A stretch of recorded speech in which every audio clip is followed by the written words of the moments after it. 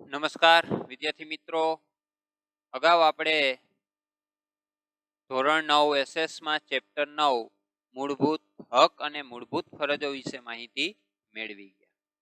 ત્યાર પછીનો હવે આપણો નવો ટોપિક છે રાજ્ય નીતિના માર્ગદર્શક સિદ્ધાંત. વિદ્યાર્થી મિત્રો, બંધારણના ચોથા ભાગમાં આ સિદ્ધાંતોનો સમાવેશ કરવામાં આવ્યો છે. અગાઉ પણ આપણે માહિતી મેળવી ચૂક્યા છીએ કે રાજ્ય નીતિના માર્ગદર્શક સિદ્ધાંતો એ માત્ર ને માત્ર માર્ગદર્શન પૂરું પાડે છે, નહીં કે એને સ્વીકારવા જ એવું જરૂરી હોતું નથી. હવે બંધારણના ચોથા ભાગમાં જેને સમાવવામાં આવ્યા છે અને એ માત્ર ને માત્ર માર્ગદર્શક જ છે, પણ એનો મુખ્ય હેતુ શું? તો કે જે તે કેન્દ્ર સરકાર છે, રાજ્ય સરકાર છે, એ સત્તા ઉપર આવ્યા બાદ એને લોકોના હિતમાં, લોકોની સુવિધા, કલ્યાણ પાછળ, માનવ કલ્યાણ પાછળ કેવી કેવી નીતિઓ ઘડવી, એ બાબતો અહીંયા માર્ગદર્શક સિદ્ધાંતોમાં રજૂ થાય છે. ક્યાંક ને ક્યાંક એ સામાજિક, આર્થિક કે રાજકીય ન્યાય પ્રાપ્ત થાય એ માટેના સિદ્ધાંતો જે છે એ આ માર્ગદર્શક સિદ્ધાંતોમાં રજૂ થયા છે. અને એ સિદ્ધાંતો કઈ રીતે સત્તા ઉપર આવનાર લોકોને આગળ વિકાસાત્મક કાર્ય કરવા માટે પ્રેરે છે, એના પણ ઉત્તમ ઉદાહરણો આપણે જોયા છે.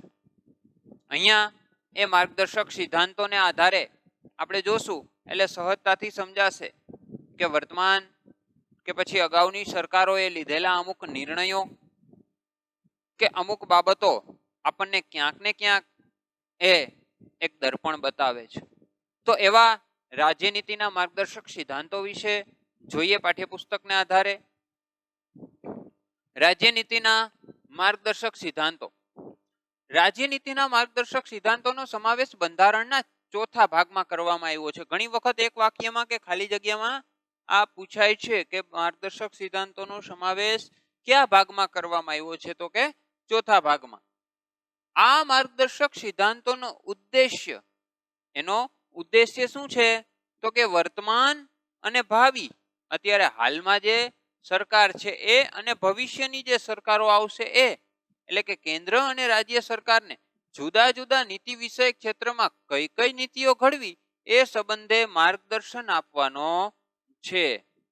આ સિદ્ધાંતો માર્ગદર્શક છે, હમણાં જ આપણે ચર્ચા કરી, એનો અમલ કરવા રાજ્ય સરકારો બંધાયેલી નથી.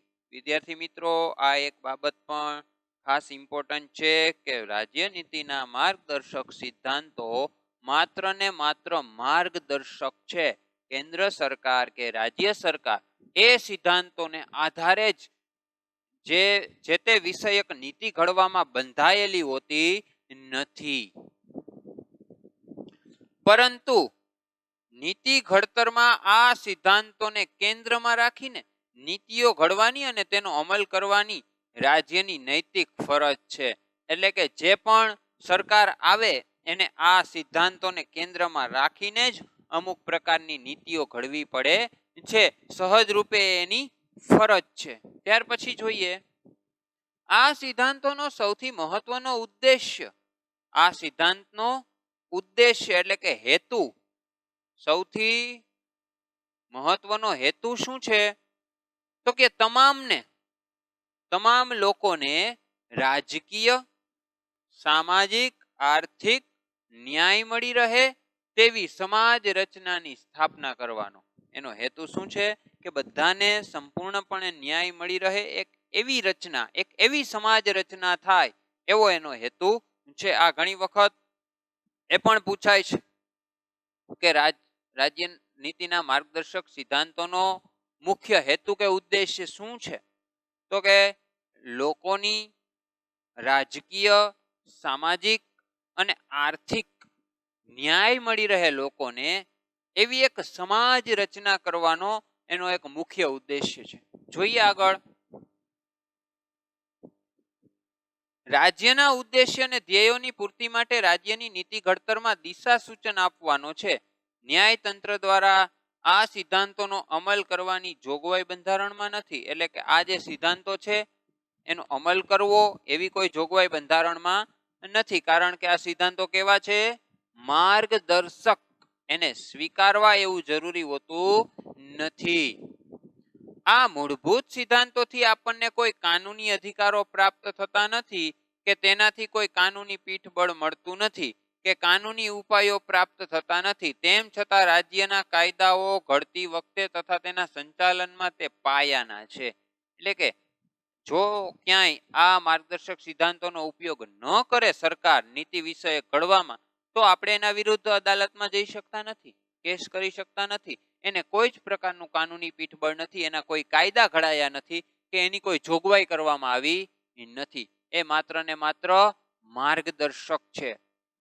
પણ જે નવી સિદ્ધાંતો રજૂ કરે છે, જે નવું સંચાલન કરે છે, એના પાયામાં આ સિદ્ધાંતો રહેલા હોય છે. કેટલાક હકોનો સમાવેશ બંધારણમાં મૂળભૂત હકોમાં સમાવેશ કર્યો છે જે તત્કાળ આપી શકાય તેવા હતા, પરંતુ બીજા ઘણા હકોનો સમાવેશ રાજ્ય નીતિના માર્ગદર્શક સિદ્ધાંતોમાં કરવામાં આવ્યો છે જે જેમ જેમ રાજ્ય વ્યવસ્થા સધર અને મજબૂત બનતી જાય તેમ તેમ ભવિષ્યમાં આ હકો આપતા જવાનો વિચાર બંધારણ સભાનો હતો. જુઓ, આપણને બંધારણ સભાએ મુખ્ય પહેલા 7 હક આપ્યા હતા. મિલકતનો હક નાબૂદ થઈ ગયો, પછી 6 હક રહ્યા. તો આ જે હક છે એ આપણને આપ્યા છે, પણ અહીંયા એમ કીધું છે કે જેમ જેમ રાષ્ટ્રનો વિકાસ થશે, સધરતા પ્રાપ્ત કરશે, એમ એમ એ હકો જે છે એ બધા હકો એ સમયે જે મૂળભૂત હકમાં સમાવેશ નથી કરી શકાય એ બધા હક ક્યાં મૂક્યા છે? રાજ્ય નીતિના માર્ગદર્શક સિદ્ધાંતોમાં.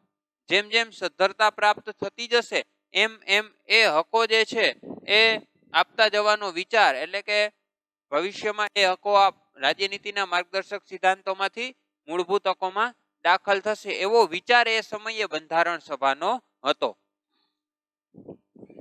ડોક્ટર બાબા સાહેબ આંબેડકરે તો તેનું મહત્વ દર્શાવતા તેને દેશના શાસનના તેમજ પાયારૂપ સિદ્ધાંતો કહ્યા છે. એટલે કે બાબા સાહેબ આંબેડકરે રાજ્ય નીતિના માર્ગદર્શક સિદ્ધાંતોને શું કહ્યું છે? તો કે દેશના શાસનના તેઓ પાયારૂપ સિદ્ધાંતો છે એવું જણાવ્યું હતું. આપણા બંધારણમાં રાજકીય લોકશાહી સ્થાપવાનો આપણે પ્રયાસ કર્યો છે, પરંતુ સામાજિક અને આર્થિક લોકશાહીની સ્થાપના વિના રાજકીય લોકશાહી અધૂરી છે. એટલે કે આપણા દેશમાં, આપણા બંધારણમાં આપણે એક લોકશાહીની સ્થાપના કરવાનો વિચાર રજૂ કર્યો છે, રાજકીય લોકશાહી. પણ એ લોકશાહી ક્યારે સફળ બનશે? જો એ લોકશાહીને સફળ બનાવવી હોય તો એના માટે સામાજિક અને આર્થિક લોકશાહી પણ જોશે.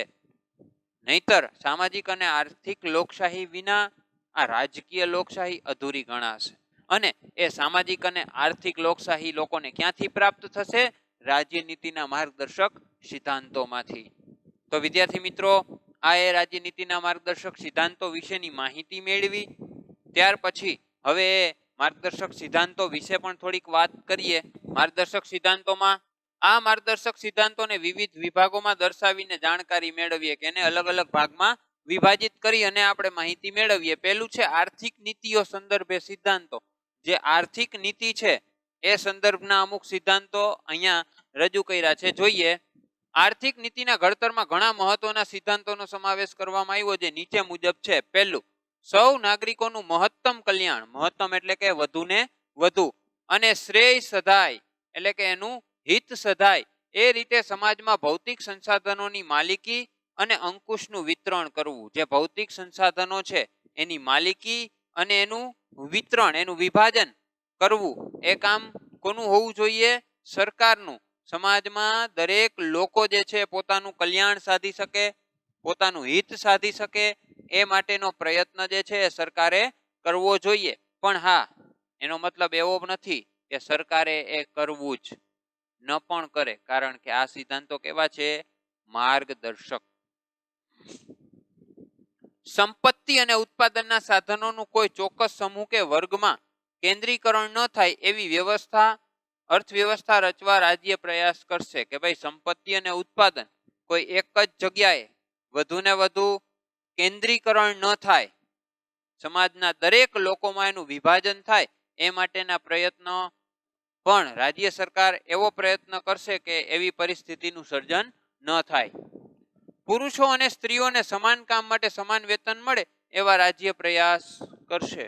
પુરુષો અને સ્ત્રીઓ જે કામ કરે છે, જે સમાન કામ કરે છે, તો એને સમાન વેતન મળે એવા પ્રયત્ન જે છે એ રાજ્ય સરકાર કરશે. કામના સ્થળે તમામ કામદારોનું આરોગ્ય જળવાઈ રહે એવી માનવીય પરિસ્થિતિનું સર્જન કરવું. એટલે કે જે જગ્યાએ કામ કરીએ છીએ એ જગ્યાએ લોકોનું આરોગ્ય જળવાઈ રહે એવો પ્રયત્ન હાથ ધરવો. આસપાસ પર્યાવરણ જેવી પરિસ્થિતિ, વૃક્ષોનું જતન કરવું કે પછી વાતાવરણ, આબોહવા જે બધું છે એ લોકોના આરોગ્ય માટે યોગ્ય હોવું જોઈએ. એવું એક સર્જન કરવાની વાત અહીંયા થઈ છે. સ્ત્રી, પુરુષો અને કુમળી વયના બાળકોનું આર્થિક મજબૂરીના કારણે આરોગ્ય કથળે એવા કામ ધંધા કે બિન આરોગ્યપ્રદ સ્થળોએ જોખમી કાર્યો કરવા ન પડે. સ્ત્રીઓ, બાળકો કે કુમળી વયના બાળકો છે એમની પાસેથી એવું કે એમના આરોગ્ય, એમની જે હેલ્થ છે, એમનું જે સ્વાસ્થ્ય છે એ કથળે નહીં એવી રીતે એને કામ કરાવવું જોઈએ. નહીતર ઘણી વખત આપણે જોઈએ છીએ કે નાના નાના બાળકો કે સ્ત્રીઓ જે છે એ પેલા પથ્થરની ખાણ કે ખીણોમાં કામ કરતા હોય છે. તો ઘણી વખત એ અકસ્માત થવાની સંભાવનાઓ પણ વધારે રહેલી હોય છે. તો એ જોખમી બાબતો થઈ કે ઊંચી ઊંચી બિલ્ડિંગ હોય છે તો એવી જગ્યાઓ પર કામ કરાવવું એ ઘણી બધી વાર જોખમી બને છે. તો આવી જગ્યાએ એમને કામ ન કરાવવું એવું ધ્યાન જે છે એ રાજ્ય સરકારે રાખવાનું હોય છે. ઔદ્યોગિક એકમોમાં સંચાલનમાં કામદારોની સહભાગીદારી માટે રાજ્ય પ્રયાસ કરશે. એટલે કે ઔદ્યોગિક જે એકમો છે એનું જે સંચાલન છે એમાં કામદારો એટલે કે જે કામ કરનાર વ્યક્તિ છે એને પણ યોગ્ય ભાગીદારી પ્રાપ્ત થાય, જે વળતર મળે છે એમાંથી એમને પણ એક યોગ્ય વળતર પ્રાપ્ત થાય એવો પ્રયત્ન જે છે એ રાજ્ય કરશે. ત્યાર પછી જોઈએ બાળકોને આર્થિક લાચારીના કારણે તેમનું કોઈ પણ પ્રકારે શોષણ ન થાય તથા તે સ્વસ્થ અને સ્વતંત્ર રીતે ગૌરવપ્રદ સ્થિતિમાં તંદુરસ્ત વિકાસ સાથે તે માટે જરૂરી તક અને સવલતો ઊભી કરવા માટે રાજ્ય ખાસ પગલાં ભરશે. એટલે કે બાળકો જે છે આર્થિક લાચારી ન ભોગવે, આરોગ્યપ્રદ પોતે જીવન જીવે, એમની સ્થિતિ ન કથળે અથવા તો ક્યારેક મજબૂરીમાં કામ કરવું પડે તેવી સ્થિતિનું સર્જન ન થાય એ માટે પણ સરકાર જે છે એ પ્રયત્ન કરશે. જો કે મહત્તમ વાત કરીએ તો શિક્ષણ પ્રાપ્ત કરવા માટે, અને હવે તો એ આપણા બંધારણમાં જે શૈક્ષણિક હક દાખલ કરવામાં આવ્યો છે RTE, મફત અને ફરજિયાત શિક્ષણ, એટલે સહજ રીતે ક્યાંક ને ક્યાંક સરકાર છે આવી બાબતો ઉપર માર્ગદર્શક સિદ્ધાંતો ઉપર ધ્યાન આપે છે. સ્ત્રીઓને પ્રસૂતિ સમયે જરૂરી રજાઓ મળે, રાહત પૂરી પાડવામાં આવે, કામદાર રાજ્ય વીમા ધારો, બોનસ ધારો, પ્રસૂતિ રજાનો ધારો, ગ્રેચ્યુઇટી ધારો વગેરે કાયદાઓ માનવીય ધોરણે મળે તેવા ઉદ્દેશ્યથી ઘડવામાં આવે. અહીંયા પણ અમુક બાબતોની વાત કરી છે કે જો કોઈ પ્રસૂતિ એટલે કે ગર્ભવતી સ્ત્રી હોય, બરોબર, જેના ગર્ભમાં બાળક છે, તો એવી સ્ત્રીઓને અમુક પ્રકારની રજાઓ, એટલે કે અહીંયા વાત કરી છે પ્રસૂતિ રજાનો ધારો. સ્ત્રીઓને પ્રસૂતિ સમયે જરૂરી રજાઓ એટલે કે પ્રસૂતિ રજાનો ધારો કે પછી કામદાર લોકો કામ કરતા હોય તો ત્યાં વીમા ધારો, એટલે કે જો કોઈ અકસ્માત કે એવું કાંઈ સર્જાય તો ઇન્સ્યોરન્સ કંપની વીમા જે શ્રમિકો છે એમને ઇન્સ્યોરન્સ પ્રાપ્ત થાય. બોનસ ધારો, અમુક દર વર્ષે જે નક્કી કરવામાં આવેલું હોય એ રીતે એને બોનસ પ્રાપ્ત થાય. એવા જે ધારાઓ છે એ મળી રહે એવા ઉદ્દેશ્યથી આ આર્થિક સંદર્ભે નીતિઓ નક્કી કરવામાં આવી છે. ત્યાર પછી છે કૃષિ અને પશુપાલનનો આધુનિક અને વૈજ્ઞાનિક ધોરણે વિકાસ થાય તેવી વ્યવસ્થા કરવાનો પ્રયત્ન રાજ્ય કરશે. કૃષિ એટલે કે ખેતી અને પશુપાલન એનો વિકાસ થાય, પણ કેવા ધોરણે? વૈજ્ઞાનિક ધોરણે. નવી નવી ટેકનોલોજીનો ઉપયોગ થાય અને વિકાસ થાય તો આપણે એમાંથી વધુ વળતર પ્રાપ્ત કરી શકીએ એવો પ્રયત્ન રાજ્ય સરકાર કરશે. ગાયો, વાછરડા, અન્ય દુધાળા પ્રાણીઓ, ભારવાહક ઢોરોની જે ઓલાદો છે, એમના જે સંતાનો છે, એમની જાળવણી માટે તથા બળદ, ગધેડા, ગાયો એના કતલ અટકાવવાના પ્રયાસ કરશે. જે દુધાળા પશુઓ છે એમના સંતાનોની જાળવણી, એમની ઓલાદોની જાળવણી અને અમુક જે ભારવાહક પશુઓ છે, બરોબર, એમને કતલખાને ન લઈ જવામાં આવે. ઘણી બધી જગ્યાએ આવા કતલખાના શરૂ હોય છે કે એવા જે ભારવાહક પશુઓ હોય છે કે જે વૃદ્ધ થઈ જાય, અમુક સમય એની એજ પૂરી થઈ જાય, હવે ભારનું વહન કરી શકતા નથી, તો ઘણા બધા માલિકો એને કતલખાને મોકલી દે છે. એટલે કે સીધો જ એમનો વેપાર થઈ જાય છે. હવે સહજતાથી પ્રશ્ન ઉદ્ભવે તો એવા જે જીવ છે એને કતલખાને મોકલીને તો ઘણી વખત એમનું માંસ પણ બજારમાં વેચાય છે, તો ક્યાંક ને ક્યાંક એની જે ચામડી છે, એના પગરખાં ને એવી અલગ અલગ ચીજ વસ્તુઓ માટે પણ એ કતલખાને જતા હોય છે, જ્યાં એની વધારે કિંમત પ્રાપ્ત થતી હોય છે. જોઈએ આગળ. રાજ્યમાં સૌને ન્યાયની સમાન તક મળે. આર્થિક કે અસમર્થતાઓના કારણે કોઈ પણ જરૂરિયાતમંદ નાગરિકને ન્યાય મેળવવા માટેની તકોનો ઇનકાર કરવામાં નહીં આવે તથા તેઓને મફત કાનૂની સહાય મળી રહે તેવો રાજ્ય પ્રબંધ કરે અને કાયદા ઘડશે. એટલે કે રાજ્યમાં જો કોઈ સાથે અન્યાય થયો હોય તો એ કોર્ટ કે પછી અદાલતમાં સરળતાથી જઈ શકે એ માટેનો પ્રયત્ન કરવો અને શક્ય હોય ત્યાં સુધી મફત કાનૂની સહાય. એટલે કે ઘણા બધા સરકારી વકીલો પણ જોવા મળે છે. જો આવી પરિસ્થિતિમાં ન્યાય મેળવવા માટે આપણે સરકારી વકીલો પણ રાખી શકીએ તો એવો પ્રબંધ પણ રાજ્ય સરકાર કરશે. તો આ આર્થિક નીતિઓ સંદર્ભે આપણે સિદ્ધાંતો જોયા. ત્યાર પછી આવશે સામાજિક નીતિઓ, એટલે કે સમાજની જે રચનાઓ છે એના સંબંધી સિદ્ધાંતો છે એના વિશે વાત કરીએ.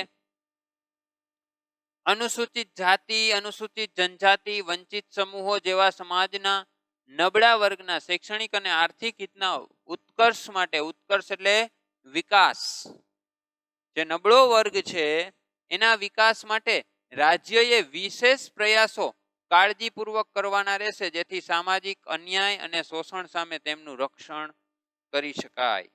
અહીંયા પણ એક બાબત રજૂ કરી છે કે જે નબળો વર્ગ છે એમને શિક્ષણ પ્રાપ્ત થાય, એમને સુવિધાઓ સવલતો પ્રાપ્ત થાય, એ માટેના પ્રયત્ન પણ અહીંયા રાજ્યએ કરવાના રહેશે.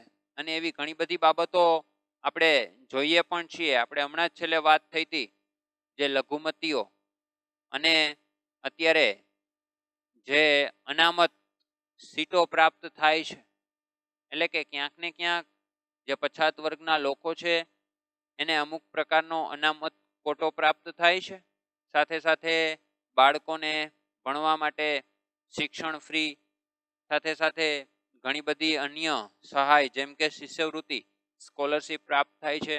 એ બાળકોના પરિવારમાં અમુક પ્રકારે આર્થિક સહાય પ્રાપ્ત થાય એવો પ્રયત્ન પણ રાજ્ય સરકાર કરશે. તો એ બાબતે પણ અહીંયા રાજ્યએ પ્રયાસ કરવાનો રહેશે.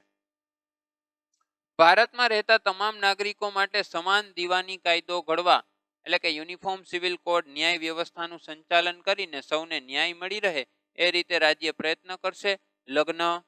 લગ્ન વિચ્છેદ, ભરણ પોષણ, સગીરો, દત્તક વિધાન કે વસિયત વગેરેમાં એક સરખો દીવાની કાયદો ઘડીને સામાજિક ન્યાયની દિશામાં સરકાર પગલાં ભરે. એટલે કે અહીંયા વાત છે એક સમાન દીવાની કાયદો ઘડવાની. એ પછી લગ્ન હોય કે લગ્ન વિચ્છેદ એટલે કે છૂટાછેડા, કે ભરણ પોષણની વાત હોય કે ભાઈ કોઈ પણ પુરુષ એની પત્નીથી અલગ રહેતો હોય તો સ્ત્રી હોય કે એના બાળકો હોય એનું ભરણ પોષણની જવાબદારી જે તે પુરુષની રહે છે.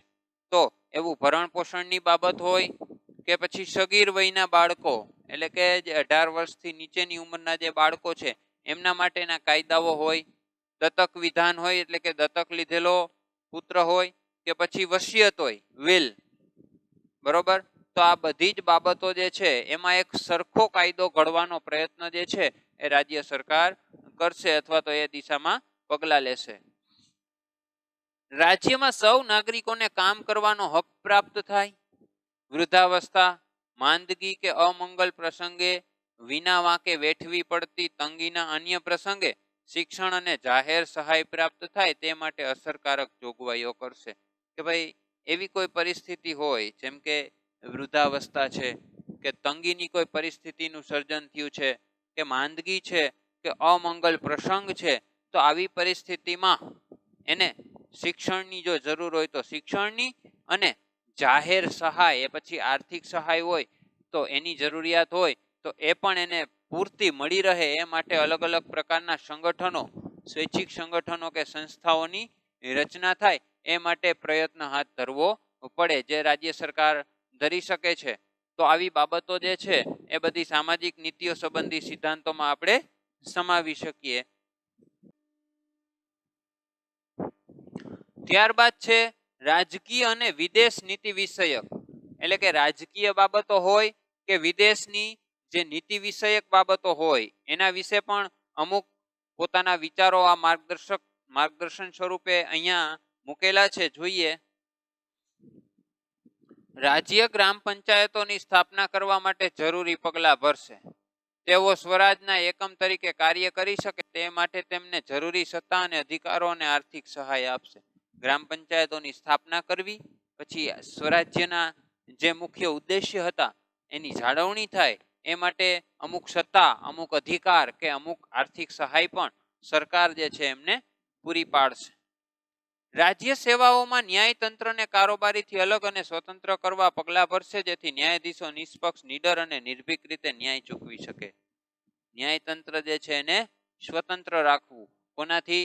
કારોબારીથી. ધારાસભા અને કારોબારીથી સ્વતંત્ર જે આપણે ત્યાં છે. તો સહજ રીતે રાજ્યનીતિના માર્ગદર્શક સિદ્ધાંતો એ પાયાના સિદ્ધાંતો છે, અને ક્યાંક ને ક્યાંક સરકાર જે છે એને અનુલક્ષે છે, એને અનુભવે છે, અને ક્યાંક ને ક્યાંક એને ઉપયોગમાં પણ લે છે. તો અહીંયા એ રજૂ થયું છે. શા માટે ન્યાયતંત્ર અલગ હોવું જોઈએ? તો કે ન્યાયાધીશો છે નિષ્પક્ષ, કોઈ એક પક્ષમાં નહીં, નિડર અને નિર્ભીક રીતે ન્યાય ચૂકવી શકે. ત્યાર પછી એમાં ત્રીજું છે આંતરરાષ્ટ્રીય શાંતિ, સલામતી અને ઉન્નતિ માટે રાષ્ટ્રો વચ્ચે ન્યાયી અને માનપૂર્વકના સંબંધો જાળવવા માટે આંતરરાષ્ટ્રીય કાયદા અને સંધિઓને લગતી ફરજો પ્રત્યેનો આદર વધારવા અને આંતરરાષ્ટ્રીય મતભેદો અને તકરારી પ્રશ્નોનું લવાદ દ્વારા, લવાદ એટલે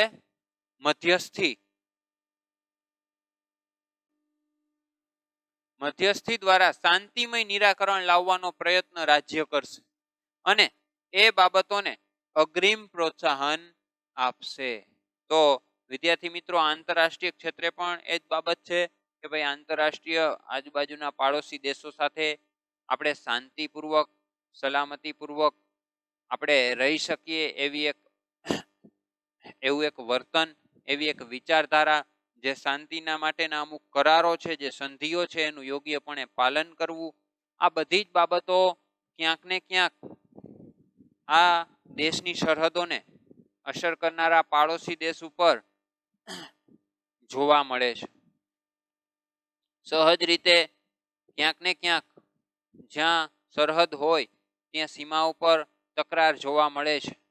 તો આવી પરિસ્થિતિમાં જો ક્યાંય તકરાર હોય, વિરોધાભાસ હોય, તો એનું સમાધાન લાવવા પ્રયત્ન કરવો જોઈએ, અને ક્યારેક જો જરૂર પડે તો લવાદી એટલે કે મધ્યસ્થી રાખીને પણ એનું નિરાકરણ લાવવાનો પ્રયત્ન કરવો જોઈએ. ત્યારબાદ છે શૈક્ષણિક અને સાંસ્કૃતિક નીતિઓ સંબંધી સિદ્ધાંતો. શિક્ષણ અને સંસ્કૃતિ જે આપણો હક છે એ બાબતના અમુક સિદ્ધાંતો પણ અહીંયા રજૂ થયા છે. જોઈએ, 14 વર્ષથી ઉંમર સુધીના તમામ બાળકોને બંધારણના આરંભ થયાના 10 વર્ષની અંદર મફત અને ફરજિયાત શિક્ષણ પ્રાપ્ત થાય એ માટે રાજ્ય પ્રયાસ કરશે, જે હવે 2009 થી મૂળભૂત હક બન્યો છે. જુઓ, હમણાં આપણે એ પણ વાત કરી હતી કે બંધારણ સભાએ એ વિચાર્યું હતું કે ભવિષ્યમાં જેમ ઉદાત્ત વિચારો થતા જશે એમ એને સમાવતા જાશું મૂળભૂત હકમાં, અને સમય થયો, જેમ કે અગાઉ કીધું હતું કે બંધારણ જ્યારે અમલમાં મૂક્યું એની 10 વર્ષની અંદર રાજ્ય સરકાર, કેન્દ્ર સરકારે પ્રયત્ન કરવો કે બાળકો 6 થી 14 વર્ષના બાળકોને શિક્ષણ પ્રાપ્ત થાય. પણ એ સમયે આ શેમાં સમાવેશ કરવામાં આવ્યો હતો? માર્ગદર્શક સિદ્ધાંતોમાં. સરકારે લેવું જ એવું જરૂરી હતું નહીં, પણ જ્યારે એવું લાગ્યું 2009માં ત્યારથી એને અમલમાં લીધું અને એને સીધું જ મૂળભૂત હકમાં દાખલ કરવામાં આવ્યું. રાષ્ટ્રીય મહત્વ તરીકે જાહેર કરાયેલા દરેક કલાત્મક અને ઐતિહાસિક મહત્વ ધરાવતા જે સ્મારકો છે, સ્થળ છે, કલાકૃતિઓ છે, ઇમારતો છે, પદાર્થોનું યથાપ્રસંગ, બરોબર, એ બધી જગ્યાએ લૂંટફાટ, બગાડ, વિકૃતિ, સ્થળાંતર, નિકાલ કે તેનો નાશ થતો અટકાવવો અને રક્ષણ કરવાની રાજ્યની ફરજ રહેશે. આમ રાષ્ટ્રના સાંસ્કૃતિક અને ઐતિહાસિક વારસાનું યોગ્ય રીતે જતન થાય એ જોવાનો ઉદ્દેશ્ય પણ કોનો છે? રાજ્યનો, એટલે કે સરકારનો. તો સહજ રીતે એ સરકારની એક ફરજ છે કે આપણી જે કલાકૃતિઓ છે, જે સ્મારકો છે, જે ઇમારતો છે, કે પછી પદાર્થોનું યથાપ્રસંગ હોય, મ્યુઝિયમ હોય, તો એ બધી જ જગ્યાએ લૂંટફાટ ન થાય, બગાડ ન થાય, વિકૃતિ ન પ્રવેશે, સ્થળાંતર એને એક જગ્યાએથી બીજી જગ્યાએ કોઈ ફેરવી ન શકે કે એનો નિકાલ ન કરી શકે એ અટકાવવાનો પ્રયત્ન કે એની રક્ષણ કરવાની જવાબદારી જે છે એ જે તે સરકારની હોય છે, એની મૂળ ફરજ છે. તો આ બાબતે પણ જે તે સરકાર છે એને સભાન રહેવું જોઈએ. ત્યાર પછી છે આરોગ્ય વિષયક નીતિઓ સંબંધી સિદ્ધાંતો. નંબર 5, લોકોનું આરોગ્ય અને પોષણનું સ્તર સુધરે એ માટે રાજ્ય પ્રયાસ કરશે. રાજ્ય શું પ્રયાસ કરશે? લોકોનું આરોગ્ય સુધરે અને પોષણક્ષમ આહાર પ્રાપ્ત કરે તથા જાહેર આરોગ્ય અને જન સુખાકારી વધારવાને માટેના પગલાંને રાજ્ય પોતાની પ્રાથમિક ફરજોમાં ગણશે. એટલે કે અમુક પ્રકારના હોસ્પિટલ્સ કે જે સુવિધાઓ છે, અદ્યતન સુવિધાઓ એ વધારવા માટે રાજ્ય છે એ પ્રયત્ન કરશે અને એની મૂળભૂત ફરજોમાં, એની પ્રાથમિક ફરજોમાં એને દાખલ કરશે. આરોગ્ય માટે હાનિકારક એવા કેફી પદાર્થો, એવા જે કેફી પદાર્થો છે, માદક દ્રવ્યો જેને કહેવાય, જેમ કે પીણા, નશાયુક્ત માદક દ્રવ્યો વગેરે પર રાજ્ય પ્રતિબંધ મૂકવાનો પ્રયાસ કરશે. ઔષધિના હેતુઓ સિવાયના માદક પીણા, ડ્રગ્સ અને નશાયુક્ત પદાર્થોનો ઉપયોગ પર પ્રતિબંધ મૂકશે. એટલે કે અમુક જે માદક દ્રવ્યો છે એની ઉપર સરકાર છે એ પ્રતિબંધ મૂકે. કારણ કે ઘણા બધા લોકો જે છે જો એનાથી ટેવાઈ જાય તો પછી રાષ્ટ્રનો વિકાસ જે છે એ અટકે, એટલે એની ઉપર પ્રતિબંધ મૂકવો. પણ હા, ઔષધિની જ્યાં જરૂરિયાત છે એ જગ્યાએ નહીં, અન્ય જગ્યાએ એના ઉપર પ્રતિબંધ મૂકવો. દેશના પર્યાવરણનું રક્ષણ થાય અને તેમાં જરૂરી સુધારા થાય એ માટે રાજ્ય પ્રયાસ કરે. દેશના જંગલો અને વનસૃષ્ટિના રક્ષણ માટે ખાસ પ્રબંધ રાજ્ય કરશે. એટલે કે પર્યાવરણ જળવાય એ માટેનો પ્રયત્ન પણ એ રાજ્ય સરકારે કરવાનો રહેશે. પણ આ બધા જ છે એ માત્ર ને માત્ર માર્ગદર્શક છે. રાજ્યએ દરેક બાબતોને સ્વીકારવી એવું જરૂરી હોતું નથી. તો આ વાત થઈ આરોગ્ય વિષયક નીતિઓ સંબંધી સિદ્ધાંતોની. કામદારોને કામના સ્થળે આરોગ્યપ્રદ વાતાવરણ પ્રાપ્ત થાય તથા નવરાશની પળોમાં સામાજિક અને સાંસ્કૃતિક વિકાસની પૂરતી તકો તેઓને પૂરી પાડીને માનસિક તંદુરસ્તી બક્ષવા માટે મનોરંજનની સુવિધા મળી રહે તેવા પ્રયત્ન પણ રાજ્યને કરવા જણાવેલ છે. એટલે લોકો કામ કરે છે અહીંયા એને આરોગ્યપ્રદ વાતાવરણ મળી રહે, સાથે ને સાથે કામ કર્યા પછી એને અમુક પ્રકારની મનોરંજનની તકો જે છે પ્રાપ્ત થાય એ માટે પણ રાજ્ય પ્રયત્ન કરશે. તો આપણે એવું ઘણી બધી જગ્યાએ અલગ અલગ પ્રકારના જે મોલ છે, અલગ અલગ પ્રકારની જે ટોકીજ છે, બરોબર, એ આપણે જોઈએ છીએ.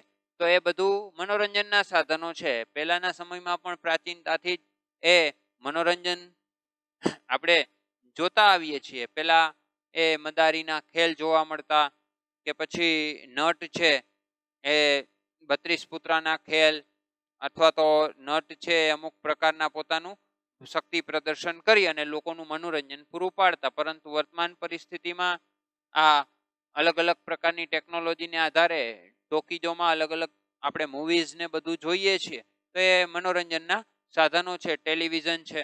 તો આ બધી બાબતો લોકોને પૂરતી મળી રહે એ માટે પણ રાજ્ય ધ્યાન આપશે.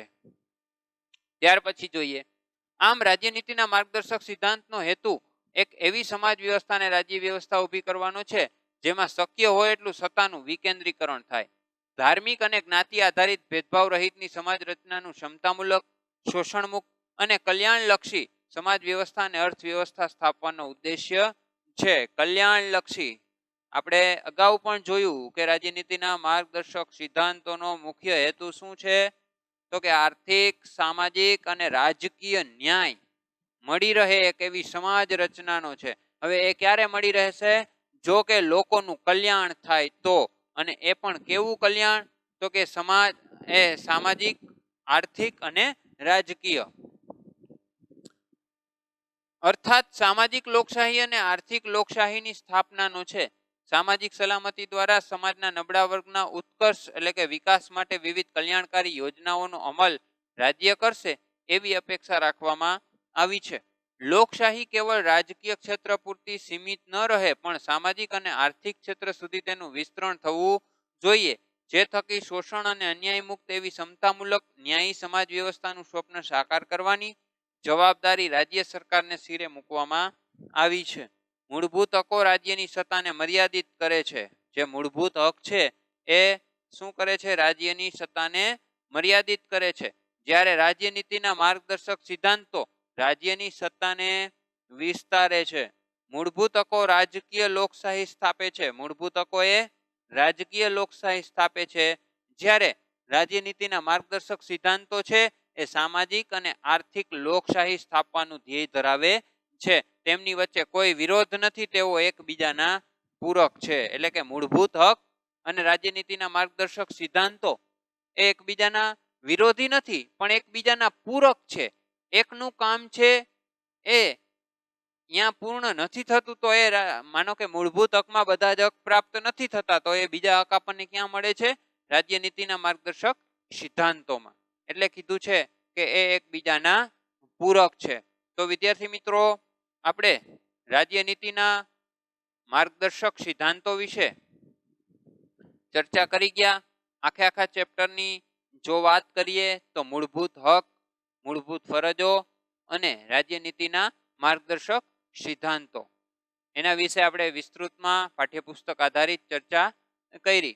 હવે ચેપ્ટર આપણું પૂર્ણ થાય છે અને આ ચેપ્ટરમાં લખવાના જે પ્રશ્ન છે એ તમને પીડીએફ દ્વારા મળી જશે. નમસ્કાર, અસ્તુ.